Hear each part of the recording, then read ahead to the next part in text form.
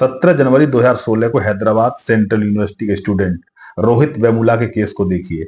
जाति उत्पीड़न के चलते रोहित वेमुला ने अपनी जान गंवा दी थी। ऐसे ही 22 मई 1919 को महाराष्ट्र में दलित डॉक्टर पायल तडवी ने खुद को खत्म कर लिया। ये वो मामले हैं जो देश भर में चर्चा का विषय बने। सोचकर देखिए, हर साल कितने मामले तो सामने आते ही नहीं होंगे या फिर दबा दिए जाते होंगे। कि रोहित वेमुला और पायल तडवी का मामला सुप्रीम कोर्ट नहीं पहुंचता तो इस भेदभाव का कभी राज खुलता ही नहीं। 29 अगस्त 2019 को रोहित वेमुला और पायल तडवी के परिजनों ने कॉलेज में जाति भेदभाव के नियमों को सख्त बनाने को लेकर सुप्रीम कोर्ट में एक याचिका दाखिल की।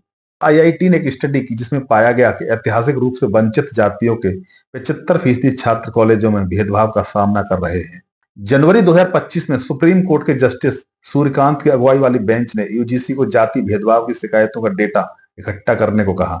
साथ ही यह भी कहा गया कि नए नियम भी बनाए जाएं। फरवरी 2025 में फीडबैक लेने के लिए नए नियमों का एक ड्राफ्ट जारी किया गया।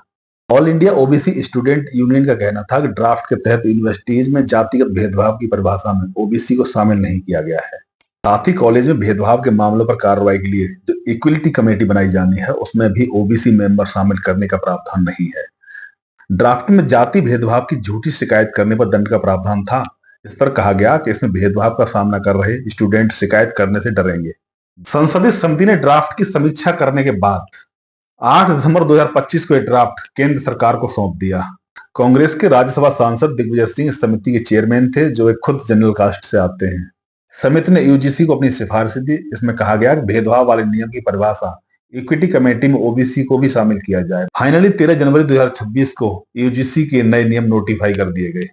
15 जनवरी 2026 से यूजीसी से मान्यता प्राप्त सभी कॉलेज और यूनिवर्सिटीज में लागू भी हो गए, लेकिन जनरल कैटेगरी की तमाम याचिकाओं और बवाल के बाद इन नियमों पर सुप्रीम कोर्ट को रोक लगानी पड़ी।